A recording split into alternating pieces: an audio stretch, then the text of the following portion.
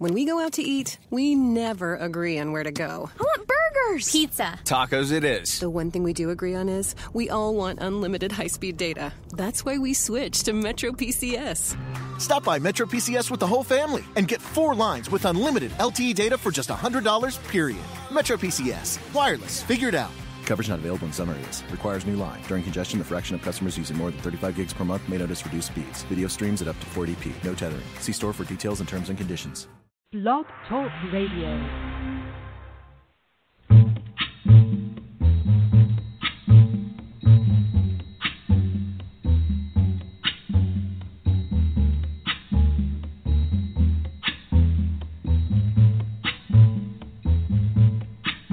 When the night has come and the land is dark and the moon is the only light we'll see. No, I won't be afraid. Oh, I won't be afraid. Just as long as you stand by me. So darling, darling, stand by me. Oh, stand by me. Oh, stand by me. Stand by me. If the sky that we look upon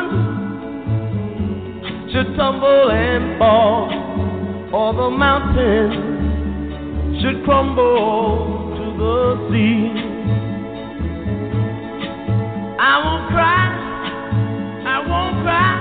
no, I won't shed a tear, just as long as you stand by me. And darling, stand by me, oh, stand by me, oh, stand now. Stand by me, stand by me.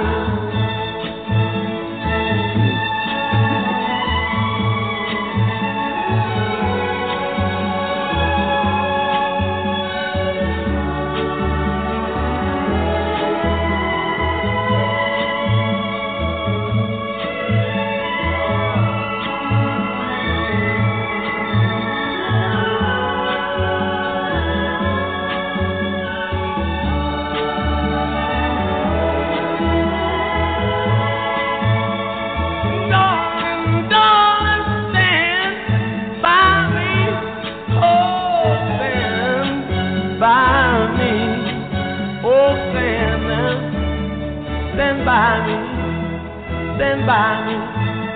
Whenever you're in trouble, won't you stand by me?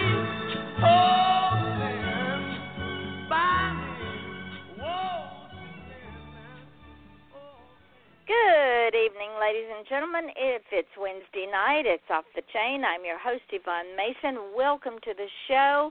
And when I picked that song for tonight's show, little did I realize that it would really resonate with the show. I'll get into that momentarily with my guest. Tonight, I want to tell y'all, once again, I know y'all probably get sick of hearing it, but too bad you're going to hear it. Thank you, thank you, thank you, thank you. This morning when I looked at the numbers just for the show, it doesn't include all the podcasts because I didn't have time to run the numbers, but just on the show, ladies and gentlemen, we have hit another milestone. We're at 120,415 listeners. Okay, just let that sink in. Show will not be 2 years old until the middle end of July. We're at 120,415 listeners in 200-plus countries. So my question to you is, why in the world would you not want to be on this show? Either a running ad or be a guest on this show. You would have an opportunity to be heard in places like Australia, who is our biggest listening base on the show. Thank you guys so much for your continued support. In New Zealand, Japan, Iran, China, Egypt, Israel, Europe, all over Europe, Portugal, Spain, Greece, Italy, England, Scotland, Wales. I mean, we're everywhere. We're in Israel. We're in Africa. We're in Nigeria. We're in South Africa. We're in Nairobi. There's places I've never even heard of they listen to us. So my question again is, why would you not want to be on the show? So there's two ways to be, and the year is filling up fast. I am already into November and December bookings. I am filled up through the end of October. So if you want to get on the show this year, you need to contact me at offthechainradio@yahoo.com, because I am getting into the last 2 months of 2018, believe it or not. Now, there's two ways. You can come on the show as a guest, or you can be a sponsor on the show. And for $10 a month, I'm not in it to be rich. It's just for $10 a month, whether I run 10 shows, whether I run 20 shows, I run your ad. And as most of you know, my husband is very ill. He is on the backside of this journey. And if I have to reschedule shows, I carry your ad over. It's a win-win. You don't lose anything. So contact me at offthechainradio@yahoo.com to either be on the show or run an ad. Either one. I'll tell you how to do them. It's easy as sitting on a log, as they say in Georgia or in the South. Just get in contact with me. With that being said, I want to quickly run two sponsors by that have been with me forever. Absolutely adore them. And because of this, the ad, this one sponsor's books hit #1 in the country of Australia. Her name is Diane Mote, and she is an author, and she has a book series. It's called the Sam Holden series, and this is what it's about. The first one is called Doggone, and the second one is called Dogfight. And it goes like this: wherever a helpless animal whimpers in the dark, and wherever the system fails to protect said animal, she'll be there, and she isn't giving up anytime soon, so you've been warned. When Sam Holden receives a tip about a brutal dog-fighting ring, she embarks on some of her most dangerous acts of vigilantism yet. The monster known as the puppeteer circles Sam's world while she circles his. As they chase each other, will Sam put those that she loves most in harm's way in order to break up the ring? With time running out and animals in need, the dangerous life Sam's created begins to eclipse any other life she could ever lead. No, you can't go now. You got to wait till after the show. But go on Amazon, on Kindle, and look up Diane Mote, and you can find Dogfight and also the first book, Doggone. She is an indie author, so give her some love and support. The second sponsor, who's been with me forever, God love her, her name is Cece Chamberlain, and she has a podcast called Inside Your Life with Cece. It is a motivational, passionate conversation. She interviews people who are living their true purpose, whether it's a professional boxer, an author, or even a history enthusiast. Cece strives to give you hope for a brighter day with her inspirational words. Download, subscribe, and listen as Cece guides you to pursue your dreams for you to live your best life. Her show is available on podcast.com, iTunes, Google Play, and everywhere podcasts are available. Ladies and gentlemen, I have been on that show, and when I got off that show, I felt reborn, rejuvenated, and recharged. So check out both of those ladies, and like I said, I'm booked up through the end of October. We're working on November and December even as I speak. So if you want to get on the show, just contact me on offthechainradio@yahoo.com. Tonight's show, this gentleman has been so patient. He has waited quite a few months. This is how backed up we are. He's waited quite a few months to be on this show, and I am forever grateful that he was so patient with me. He is an Alabama-born native. He is, as I like to say, from the South. We're all brothers and sisters when we're from the South. We might not come from the same bloodline, but when you're from the South, you're cousins. It doesn't matter. He lives in Merritt Island, which is about an hour and a half north of me. His name is John I. Jones. Middle name is Isaac, but he goes by John I. He is a retired journalist currently living, like I said, in Merritt Island. And for more than 30 years, John I. was a reporter for media outlets throughout the world. These included local newspapers in his native Alabama, the National Enquirer, Inquiring Minds Want to Know, News of the World in London, the Sydney Morning Herald, and NBC Television. He is the author of 5 novels, a short story collection, and 3 novellas, and we will get into those. But before we do, y'all know I love to tease you. We have to find out about John, because, as you know, what John writes is not the brand. John is the brand, and inquiring minds need to know these things. Welcome, John. Thank you for spending an hour with me. Thank you for having me, Yvonne. Thank you very much. Well, I need to know, when you were a young whippersnapper in the southern state of Alabama, was it always your desire to write, or was this something that you came upon as you begin your journey? That's a good question. When I grew up on a farm, and my mother was a nurse, and consequently she wanted to guide me into the medical profession. And from early on, she wanted me to be a doctor. And I thought about it and wanted to make her happy. But by the time I was ready to go to college, I didn't have the patience to put 9-10 years into college. So my mother said, John, try to stay in the medical field. So I studied pharmacy for 3 years at Auburn University. And finally I discovered that I was doing something somebody else wanted me to do rather than what I wanted to do. And so I just put a halt to everything and stopped. I just stopped my life and roamed around for about 4 years. I was in New Orleans. I was in Los Angeles. Wandered out to Montana. Wandered out to Colorado. And I kept reading about writers.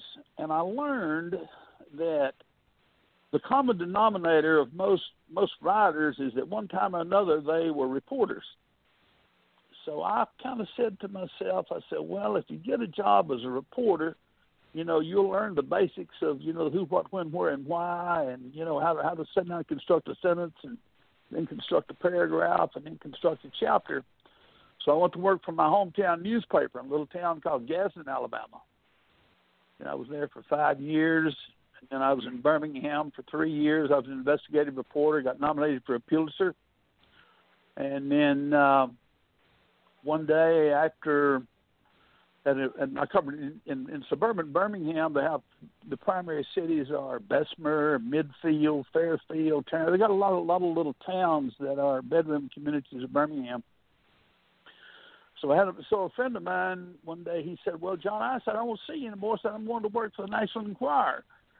And at the time, I didn't really understand what he was talking about. I didn't know what he meant. He's talking about how good it's going to be, and it's going to travel and make a lot of money. And about a month later, they called me and wanted me to come do a tryout, and so I ended up with the National Enquirer. And so from 1975 until the OJ trial in 1995, all I did was just travel and write stories for, did Celebrity Scandal and how to get stains out of tablecloths and cornbread diets and, the standard tabloid fare. How did you wind up with the News of the World in London, and then the Sydney Morning Herald, and then the NBC? Well, now I worked during the OJ trial. I worked NBC Television was one of my biggest clients. When I was in LA,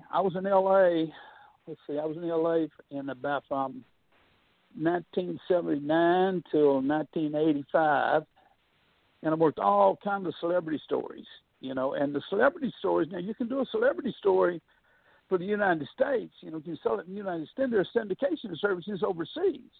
And sometimes the syndication services, they'll come directly to you to sell the story rather than buying it through the syndication in the States. You know, a company like the National Enquirer, the New York Times, the Chicago Tribune, the stories that their reporters create, they syndicate to other publications. Consequently, a lot of times, particularly celebrity stories that I would do as a freelancer in Los Angeles, I would turn around and sell them overseas. You know, I'd sell them to, the big papers on Fleet Street. I'd sell them in France, sell them in Germany, sell them in Israel. And, there's some good money in that. So, in the process, I used to buy scripts of Beverly Hills 90210. And because in Australia, they were huge fans. I mean, the Australians, they love Hawaii 90210. And so what I would do is I would buy a script of that week's show from somebody's on the show in L.A., and then I would write a story and send it to Australia the day before the show comes out, so they would know what was going to be on. Of course, I mean, I pissed a few people off, but they were always glad to. The Sydney Morning Herald, and of course even the South China Post. There's a lot of English readers of the South China Post that I would sell stories to. What made you, with all of your travels, what made you want? Well, before we go there, during the O.J. Simpson trials. Right. For those of us that were around, ladies and gentlemen, that was the biggest thing that happened since sliced bread. Well, since the Sharon Tate murders. And it was on television 24/7, right? Yvonne. Yeah, Go ahead. Let me interrupt you, Yvonne. The O.J. trial, I have never in my life seen another story like the O.J. trial, because almost anything you come up with would sell. It would sell in the United States. I mean, everybody wanted to hear anything about this. And I guess financially it was the best year I ever had. But, yeah, I mean, they say they talk about that a news event that has a lot of reporters there is a feeding frenzy. The O.J. trial was the greatest feeding frenzy in the history of the world. I've never seen anything like it, and I will probably never see anything like the O.J. trial again. To say there was blood in the water is an understatement. There wasn't just blood in the water. It was a massive overflow of blood in the sharks. Not only circled, they ate and gobbled and inhaled and everything else. Yeah, right. Like you said, I've never seen anything like it. Of course. By the same token, in a lot of ways, the O.J. trial changed the course of American journalism, because when the O.J. trial come along, all of the standard publications, particularly the daily news, like the L.A. Times, Chicago Tribune, the New York Times, the New York Post, the Miami Herald, all the big newspapers, all of a sudden they realized what a first that the American public had for a story like the O.J. story. You got drugs and sex and scandal and hatred and betrayal and disloyalty, deceit, blah, blah, blah, blah, blah, blah, blah. And when the major dailies saw what of a hunger that the American public had for this kind of information, then they started to slowly but surely run more and more and more of it. And then not only did the dailies start doing more and more, but television started running more and more and more stuff like the O.J. And consequently, as a result, as the dailies and the television runs more and more scandal, it really hurt tabloids, because people could get tabloid information on their television and in their daily newspaper, whereas before they could only get it with the tabloids. So in a lot of ways, the O.J. trial hurt the tabloids, simply because that that people that other news outlets, dailies and television, and of course the vast spectrum of the internet, it all became free rather than having to buy it. When everybody liked the O.J. trial, everybody loved tabloid stories. Everybody did. And it brought about a change in American journalism, a lot of change that I don't think a lot of people ever really realized. And it also changed the dynamic of news reporting, because you went from, absolutely. 3 stations to 24/7 CNN and Fox News and MSNBC. Absolutely. Right. And then you went to open trials. Right. Yeah, I was in the feed room for almost all of the OJ trial. In my book, Thanks PG, which is a fictionalized memoir of my days with the tabloid newspapers. I mentioned that in there. Just how the OJ the OJ trial was probably the most seminal event in journalism in the United States in the entire century. They had some in the early part of the century. They had the Lindbergh trial, and of course they had a lot of different stories. But to my mind, the most seminal event in American journalism in the last 50 years of the 20th century was the OJ, and then it changed. Not only changed. I'm sorry. Go ahead. Well, and I was going to add to that. As opposed to the Lindbergh trial, OJ's was all in real time. You get to see the police chase, you get to see the arrest, you get to see the trial, you get to see the crime scene, whereas the Lindbergh trial was all filmed at 11, so to speak. Yeah, it was all kind of circumstantial. Right. And it forever changed the dynamic of even true journalistic reporting. Oh, absolutely. I'm totally agreeing with you.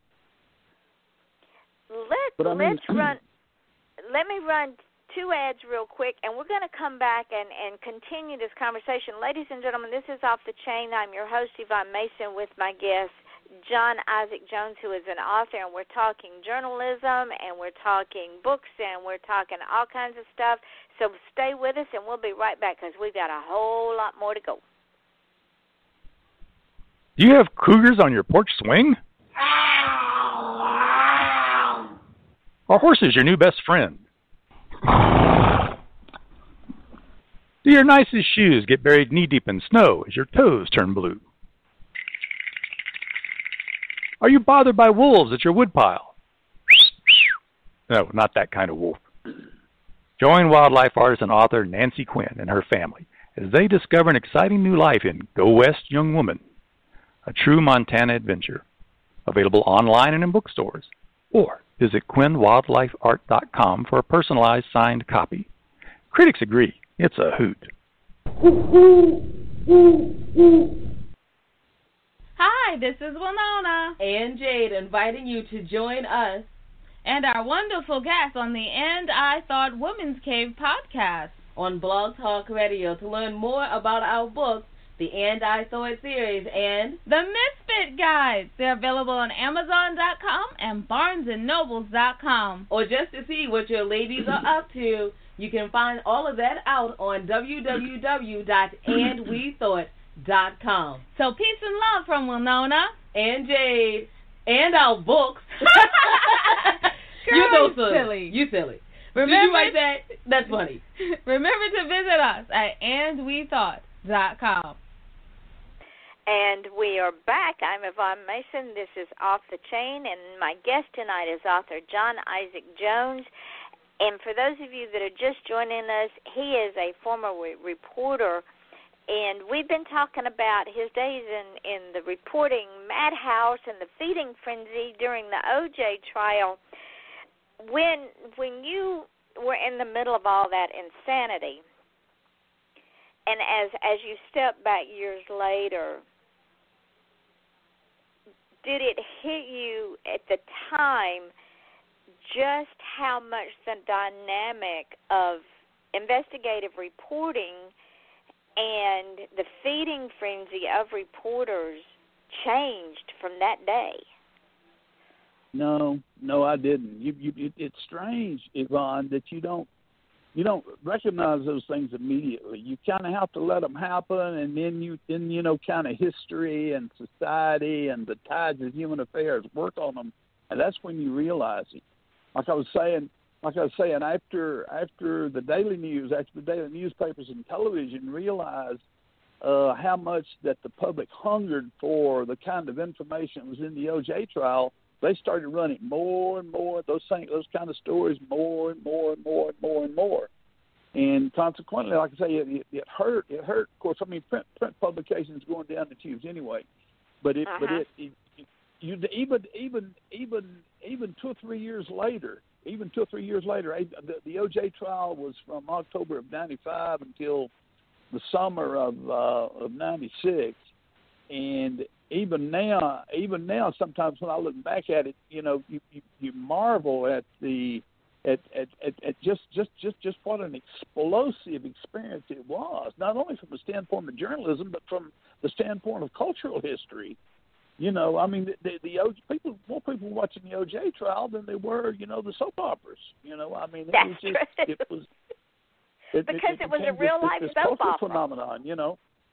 Yeah, it was a real life soap opera. Here you had this beloved sports figure that went from being one of the best NFL players in the league. None could compare, still can't compare to him, to watching him run through airports as the Juice in commercials, and then watch his decline in a premeditated murder. And to this day, people are still divided as to his guilt and innocence. Right. Very true. It's mind-boggling, and now that set the precedent for open trials. Jodi Arias comes to mind. Casey Anthony comes to mind, where you sit there and you hear the testimony, and because of mine and my husband's background, we're sitting there shaking our heads going, why did the prosecution go down that road? Why did the prosecution ask that question? Why did they not follow through? Because that's our background. So it's amazing, like you say, how the dynamic of 24/7 television has changed, that we get things now that you can't get, sadly, in print. Well, number one, a lot of the journalists now can't even spell their own name, much less write a column that you can understand when you read. And watching it in real time. I mean, now we see real-time school shootings, we see real-time jailbreaks, we see real-time trials. It must be awful hard for print journalists now to even try to do a story. Yeah, it's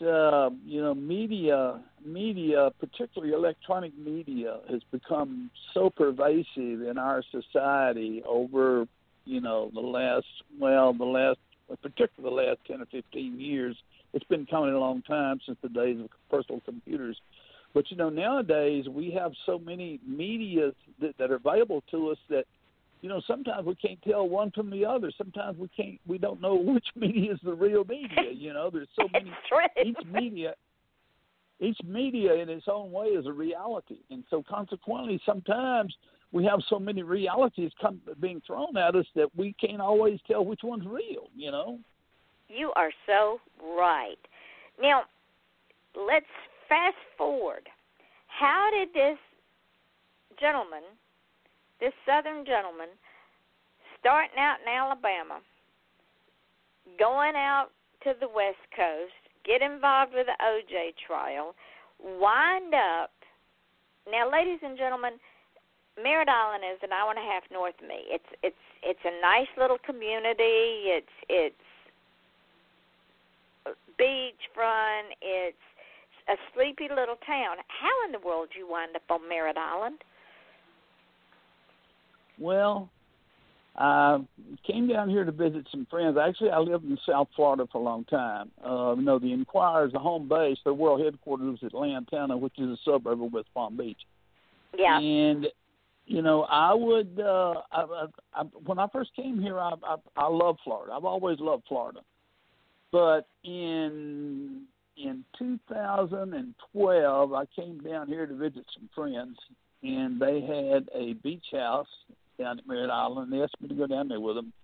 And I don't know, I just love the white sand and the palmetto and the mangroves, you know. And you know, I've been all over Florida, you know, but I mean, I said, well, this is the place here, and right now, Yvonne, I'll never leave Florida. I mean, there's no in the month of May, there's no place on earth like Florida, you know, because in a day's time you can get 15 different kinds of weather, you know, get 5 different kinds of rain and 7 different kinds of sunshine. And so, yeah, I love Florida. I love Florida, and I particularly love the Treasure Coast, right along Merritt Island and just south of Titusville, and I just love this part of Florida. Well, speaking of Titusville, there's nothing like Dixie Crossroads. Oh, yeah, right. Everybody in the world has heard of that place. You know, everybody in the world knows about the seafood there. Best food I've ever put in my mouth. And I'm like you. When I first came to Florida, my husband said, now, you're either going to love it or hate it. He says, if you hate it, I understand. He says, Florida's not for everybody. Well, I took to it like duck to a water. Right. I'm from Georgia, lived in Georgia all my life, except for 6 months when I lived in Seattle. But like you, as soon as I came here in the Treasure Coast, that's where I live, I fell in love with it. The skies were bright, eye-burning blue. The air was clear. There was no smog. Right. And I love it. I don't think I'll ever leave either because it's in my blood now. Right. And speaking of blood, ladies and gentlemen, this man has written some of the most fabulous books. I downloaded two of his books today. One was a short story, and the other one is a collection of short stories. And when I started reading them, if I had not known that he was from the South, specifically Alabama, I would have figured it out in reading his stories, because as I was reading his stories, I could relate to them. Even though I'm from Georgia, my ex-husband's family lived in Jackson County, Alabama, which is South Pittsburgh, Scottsboro, and right below that is Gadsden. And as I'm reading these stories, I am seeing these people in my mind, and they could have been some of my ex-husband's relatives. Absolutely amazing. How in the world did you come to write Stories from Alabama and Annie? They were fabulous. I don't know. It's kind of like when you grow up. What's the old saying? Who was it used to say? You can take the boy out of the country, but can't take the country out of the boy. Yep. You know, when I grew up, I traveled all over, but you know, I wrote Alabama stories probably 1995, 1996. By then, you know, I'd traveled all over the world and, you know, worked for newspapers and television and worked some of the biggest stories. I worked in New York. I worked in Miami. I worked in Washington. I worked 4 years in Washington with Carter. And finally, I just decided, you know, that, you know, I just wanted to go back home again. You know, I wanted to see a Sea Rock City sign. You know, I wanted to taste chicken and dumplings. And when I sat down and started writing it, all those memories of being a child, growing up and, you know, being on a farm and being around farmers and being around country people and, you know, being around Southerners. I mean, down and dirty Southerners, you know, that, and you know, when you read Boone, I mean, that story is based is the skeleton of the story is true about my mother. My mother undertook the care of this woman who was dying, and that the basis of that story is true. Of course, I embellished here and there and intensified and exaggerated over there, but the basics of that story is true. But when you read those short stories, all of those stories are based on some reality in my life. One of those stories is based on Annie is based on a true story of my grandmother, my grandmother's rental houses. Boone is based on the story of my mother tending to this woman. A Virtuous Woman is based on my grandmother, and that's based on the true story that my grandmother had in a family fight with her sister. So essentially, all of those short stories, there's 17 short stories in there. They all of them have some basis in reality, some origins in my growing up years in Alabama. And even now I can sit down and read them, Yvonne. I can sit down and read them, and it's just like that. It's just it all happened yesterday. It's just. But thank you very much for your. They're amazing. That's okay. Well, thank you. When I was reading Annie, I could see the house. Now, ladies and gentlemen, Annie's an interesting character. I'm not going to tell you the story except that it involves a woman and two little boys, and an old house that's raised up off the ground in the middle of hundreds of acres in BFE, Alabama. But these little boys bite off more than they can chew. And I'm reading this story, and I see these little boys, and they think they're getting away with something, and in the end, it's more than they can handle. Now, he talked about the virtuous woman. I'm reading that story, and I'm going, oh, this is not going to end well. This is not going to end well. And I kept reading, and then I got godsmacked with the ending of it, and she was a whole lot smarter than they thought she was. Loved it. And Boone broke my heart because my mother and father, if my father had lived, he would have been 90 years old on June the 3rd. And he's been gone to be 3 years this August. And he and my mother would have been married 70 years. My mother's now 88 and in very bad health. And I'm reading Boone, John, and I'm thinking of my mother and my father. And if I cried easily, I would have been blubbering like an idiot because that short story is so true of an old school married people that had that deep abiding love and everything was about the other person. My grandparents were that way, my mother and my father were that way. They took their vows very seriously and they lived for each other. And to read that story just broke my heart. Well, thank you. It's I've had quite a few reviews of it, and probably if I thought I don't know, I wrote a short story called Going Home about 3 years ago that has won some prizes, but in my heart, Boone is probably my favorite short story of everything I've ever written. Of all the short stories, my favorite novel is either The Hand of God or maybe The Duck Springs Affair. But Boone is in my heart my favorite short story. And I've had you brought that story to life so visually that I saw every action, I saw every emotion, I saw every broken heart. I saw this little boy. I saw the story through this child's eyes, and people, no, y'all can't go now. You've got to wait because we're going to get to another book that is pretty close to my heart because it happened down here. But when we get off from here, go and get Alabama Stories because you will not be the same again. I promise you. You outdid yourself, John. Well, thank you. I'm glad you now liked it. Yes, I did. Let's talk about the Hand of God. Now, tell the listening audience about this backstory because it is an amazing story that just blew the state off the map because this couple was very well known. Yeah, that this happened in 1955. There was in Palm Beach County, Florida.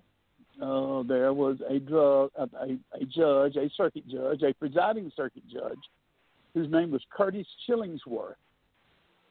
And one night, him and his wife just disappeared. Nobody knew what happened to them. They were, and nobody had any clues as to what happened. They were at their beach house at Manalapan, and they had told their kids and their friends that they were going to the beach for the weekend. and they just disappeared. No word was heard of them for something like 5 years. Now, in my book deals with all this. What happened was that as presiding judge, he had reprimanded a local attorney in Palm Beach County, a man named Joe Peel, and he had told him that this guy had represented a man and a woman in a divorce case. He represented both a man and a woman in the same murder case, which is unethical. You can't do that. You got to have separate lawyers. Anyway, Judge Chillingsworth reprimanded him for this, and Judge Chillingsworth said, this is your last chance. If anything else like this happens, I'm going to disbarge you. You're going to lose your license to practice law in the state of Florida. So he sends a young black man named Bobby Lincoln and this small-time criminal named Lucky Holzoffel, and they go to the back of the Chillingsworth Beach home. They're in Manalapan. Get them out of bed and put them on a boat, and they start out to the Gulf Stream with him. Now, the Gulf Stream runs parallel to the coast. So they start out to the coast with them. They've got both of them tied up, and so they get out there to the middle of the Gulf Stream, and they get ready to kill them. So the woman, they put diving weights on her, and of course she's just a tiny little thing anyway. And so they put diving weights on her, and they just dump her over the side, and of course she dies immediately. But her husband, who also they have in the boat to kill, he jumps overboard. And here they are. He's a former Navy man, and he's swimming in the water. They put diving weights on him, and this man is 56 years old. He's swimming in the water, so they're chasing him in the boat, trying to kill him, and him swimming. They get to him with the boat. They hit him in the head. They bloody his head, and they can't kill him. And finally, they take a shotgun and kill him. And then, of course, he goes right down. And nobody ever knew about it until the Holzoffel, the man who was the ringleader of the whole thing. He started getting drunk, started talking, and when he did, the truth started to come out, and the law got onto it. He wasn't convicted until about 1961, although the incident occurred in 1955. But there's some heart-wrenching scenes during the murder, because when they got ready to kill her, they put the diving weights on her and got ready to throw her overboard. And he said, "Remember, I love you." And when they're throwing her in the water, he says, "I love you, I love you." And she goes down. It's really some heartbreaking scenes there. And while they're taking Judge Chillingsworth and his wife out to the Gulf Stream to kill him, the boat breaks down. The boat stops running, and the judge, for whatever reason, tells them how to fix it. They use his advice to fix the boat, and then after they fix the boat and go back out the Gulf Stream, the judge asked him. He says, "You still want to kill me after I helped you fix the boat?" And he said, "He also said, why?" This guy, Lucky Holzoffel, was a cold-blooded man. He had ice in his veins. This guy Holzoffel did. But when he was convicted, I believe, in 1961, and he spent something like 22 years up at Rayford. And then he got testicular cancer, and they let him go home, and his wife was in Titusville, and when they let him go home, he lived about 3 days, because the doctor said, he hadn't got long, so they let him go home. And after he got home, he lived about 3 days. But he was a cold-blooded man. I mean, a brutal. He was a killer's killer. This guy was. He could smile and blow you away. It's the kind of man he was. And didn't they finally tie that crime back to Peel? Yes, they did. Yes, they did. Absolutely.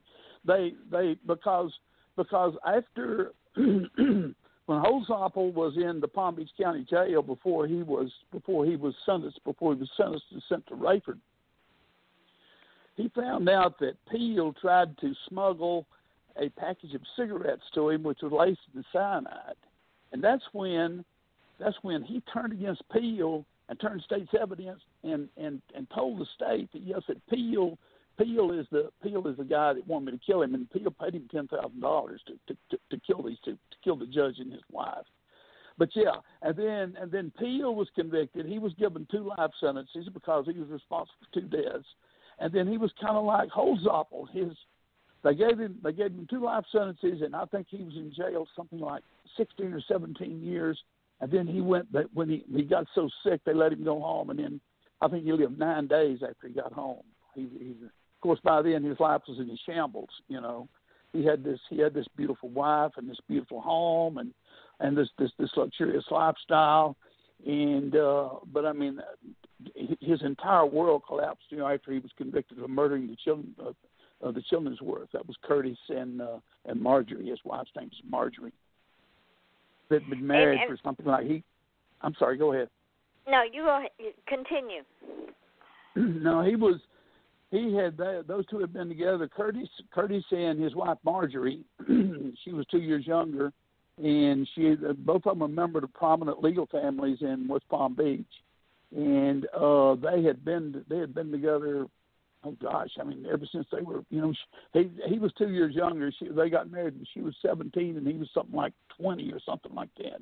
But I mean, these two had been together, for 20 years.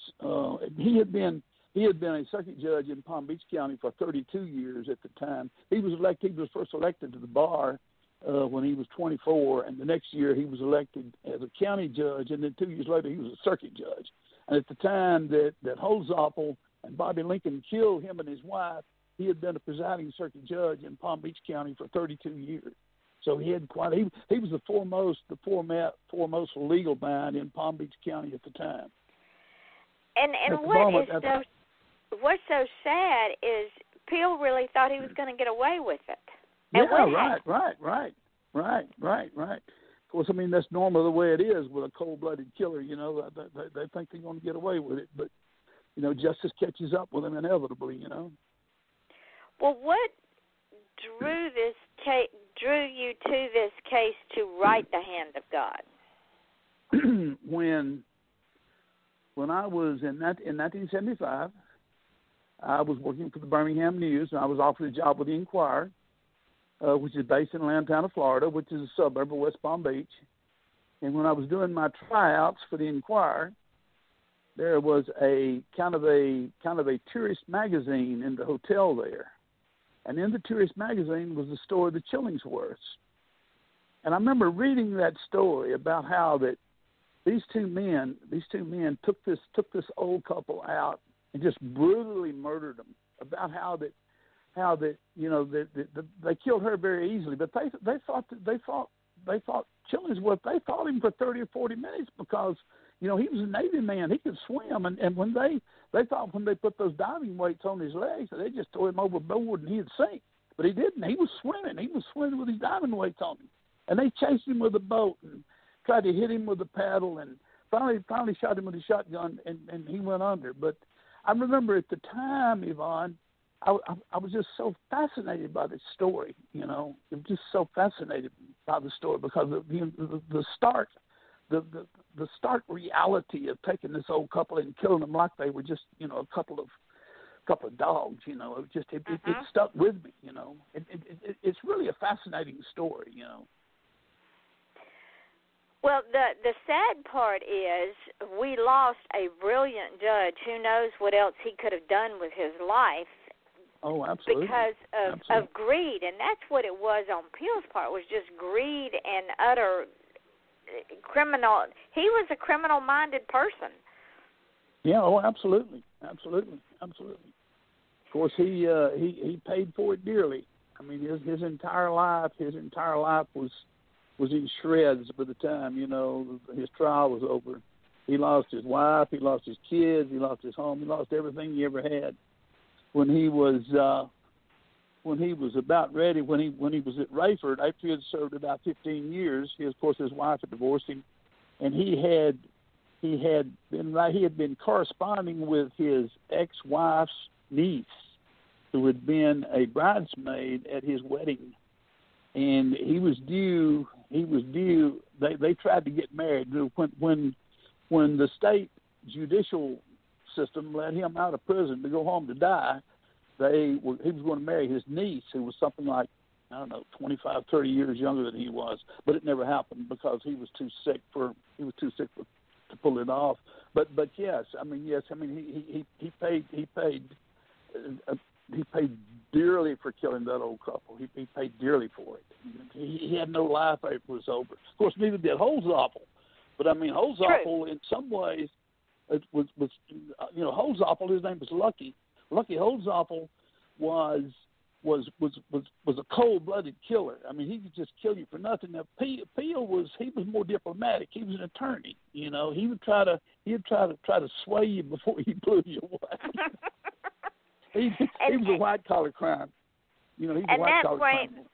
That brings me full circle to the fact that you have a thing that you wrote called Writing Part 1, and you state that when you see something or read something that strikes a chord, write it down.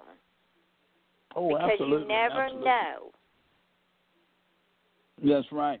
The main thing, any good writer knows to be constantly on the lookout for good story ideas. And you never know when they're going to come, but if you're looking for them, you'll find them. One of the short stories I wrote was The Old Indian, was about a 40-page short story that I was at my aunt's funeral 3 years ago in Alabama, and we were after the services we were all having dinner, and I talked to one of my daughter's friends, and he just in one line he just said something that got a 40-page short story out of it. So if you're a good writer, I mean, if you want to write, you should always be on the lookout for good story ideas because they are few and far between. There's a lot of stories out there, but there's only a few good ones. And you have to be willing to sometimes hunt for the little nuggets, and it doesn't even have to be a sentence. It can just be one word or two words. That's right. That's the way this was. That's the way it was with The Old Indian. Yeah, that's very true. Yeah. Well, what do you have coming down the pike? Well, at the moment, I'm still selling some paperbacks. I still sell some audio books. I'm probably the best sales of all the different media I'm selling. The audio books are selling best. I sell the paperbacks are pretty good. Ebooks are okay. For the last 2 months, I've been converting my novels into screenplays. Now, my romance novel, The Duck Springs Affair, is now being hawked in L.A. as a screenplay. At the moment, I am developing The Hand of God as a screenplay. In fact, I'm just about halfway through it right now. I've discovered this software up this Canadian company that really makes writing a screenplay easy. I can remember trying to write screenplays in the 80s, and I mean it was just maddening. But I mean this new software I've discovered just makes it. I mean it's child's play. If you got the ideas, I mean formatting and dialogue and character and parentheticals and scene headings and all that. It's really a breeze with this new software. I found I'm really fortunate to have found this software. But yeah, I'll get back. Books are my first love, Yvonne. I can write screenplays, but books are my first love. So I'll be back to writing fiction. I've still got 10 or 12 books in me. I probably won't live long enough to write all of them, but I'll get most of them written. Well, I hope so because I found one of my new favorite authors. And ladies and gentlemen, I'm telling you, if you have not yet read John Isaac Jones, and when this show's over, go and download or even order the paperbacks because this man is absolutely amazing. That's not even the right word. There are no words to describe his writing. He not only sets you in the story, you become part of the story. You become the characters in the story. You see the story through their eyes. You fall in love with them or you grow to hate them, depending on if they're the protagonist or if they're the villain. I mean, it's just, John, I love your work. Well, thank you. Thank you very much. Thank you. Also, you're not going to believe this, but our hour's almost up. Okay. The time has absolutely flown by, but what I want you to do, first of all, don't hang up when the show goes dark because I got some things for you. But before then, I want to thank you for coming on the show tonight and sharing your story with us. I've just been fascinated listening to you. And second of all, tell the folks where you can be found. Well, you can find me. You can go to Amazon. You can find all my books there. You can find. I've got a total of 26 books there. There is 6 or 7 novels, a book of short stories, and the rest of them are novellas. There's 5 or 6 novellas, and the rest of them are individual short stories. And you can go to BookBub. You can buy them. You can buy them on Barnes and Noble's website. But primarily Audible. If you like audio books, there's 20 of them. 20 of my books are on Audible. A lot of people they like to listen rather than read. So consequently, I've been doing pretty well with those lately. But yeah, just on Amazon, just go to Google and type in John Isaac Jones, and you'll see all of them there. And I know I'm going to get The Hand of God and Audible for my husband. He can't read anymore, so I bought him a Kindle, and I download him Audible books. So if The Hand of God is on Audible, I am definitely downloading that for him because he was working with the state attorney's office up here in the 19th Judicial Circuit when this crime happened. Right. Your husband was an attorney? Yeah, so he was an investigator for him. So right. This will be right up his wheelhouse. I have a question. Will you come back and visit with us? Oh, absolutely. I want you to put me down again for about November, okay? You got next time you got an opening, because I enjoyed this, Yvonne. I've enjoyed this immensely. Thank you. Thank you for spending the hour with me, because you are a very busy man, and I appreciate your patience, and thank you for waiting and being here tonight. It's very humbling. Ladies and gentlemen, there are things that I say at the end. Oh, he can also be found on Facebook, ladies and gentlemen, under John Isaac Jones. I suggest you go and friend him. After the show goes dark, don't go now. Just wait. Because there's some things that I always say, and one of those things that I say is people will forget your name. They'll forget what you look like. They'll forget what you're wearing, but they will never, ever, ever forget how you make them feel. And my prayer is that every one of you, listener and guest alike, understand that you are the most important person in the room. Without y'all, the show would not be what it is today. It would not be as successful. It would not be as well known. It would not be, because I could sit here and talk all day long and nobody would care.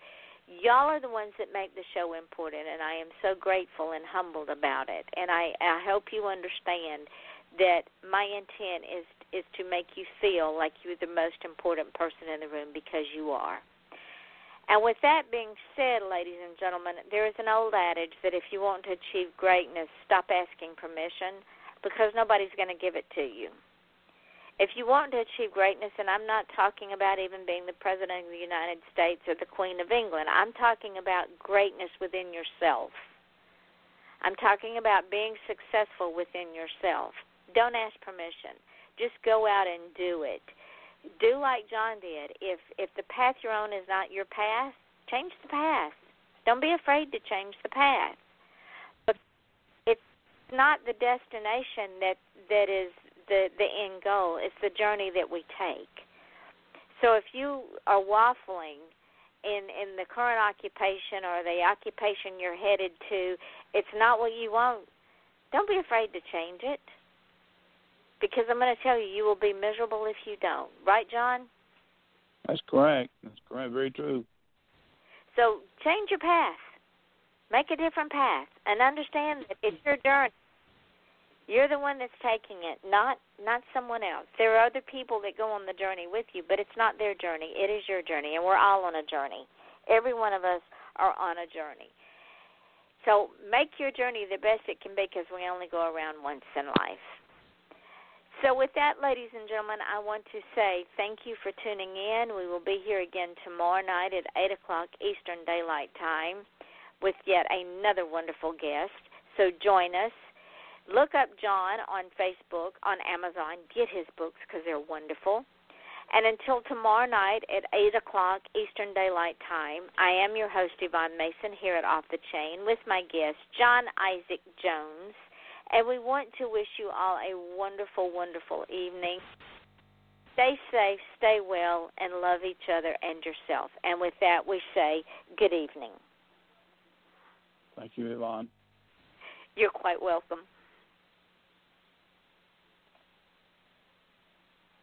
All right, we're off the air. The show is now in the archives, part of the show, and everything we say is going to show up in the archives, sort of like the outtakes of the movies. But what I wanted to tell you is once the show archives, I'm going to put the link on my Facebook page, and I'm going to tag you in it. And that is one of my gifts to you. You take this show and you spread it everywhere. Well, thank you very much now. You are welcome. Tomorrow it goes up on SoundCloud and Spreaker, YouTube, iTunes, YouTube, podcast.com, Podcast Garden, FM.com, iHeartRadio, Spotify. So when I put it up, would you please put me down for another appearance in about November when you have another opening? Absolutely. I will absolutely do it with happiness. Because I have enjoyed tonight so much. And you're going to be heard in over, you are welcome. You're going to be heard in over 200 countries when I put it up on all the podcasts. And when I put the podcast up, I will put the link up on my page and tag you in it as well. All of my Facebook posts are integrated to Twitter, so it automatically goes up on Twitter.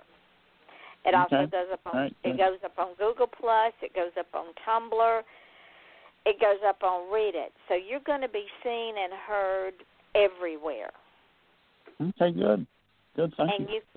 And you can share it with your network, and let's get you in some places you might not be heard before. And, yes, I will add you to the November schedule because there were books we didn't even touch on. Yeah, that's true.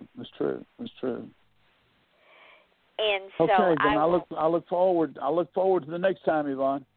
All right, my dear. So I will send you a note as to the date in November. And thank you once again for spending an hour with me, John. It was a pleasure. And thank you for spending an hour with me, Yvonne. All right, my dear. And I will also send you the information for the Space Coast Book Lovers event, too. Okay, all right, great. I appreciate that. All right, my darling. We'll talk later. All right. Take care, Yvonne. Thanks again. Bye-bye. Bye-bye.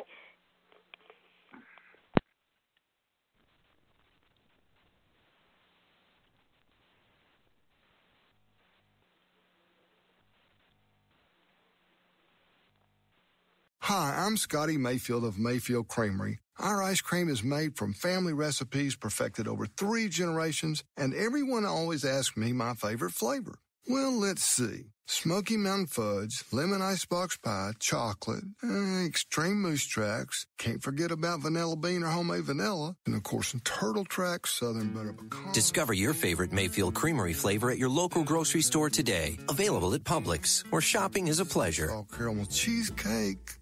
Hi, I'm Scotty Mayfield of Mayfield Creamery. Our ice cream is made from family recipes perfected over 3 generations, and everyone always asks me my favorite flavor. Well, let's see. Smoky Mountain Fudge, Lemon Icebox Pie, Chocolate, Extreme Moose Tracks, can't forget about Vanilla Bean or Homemade Vanilla, and of course, Turtle Tracks, Southern Butter Pecan. Discover your favorite Mayfield Creamery flavor at your local grocery store today. Available at Publix, where shopping is a pleasure. Oh, caramel cheesecake.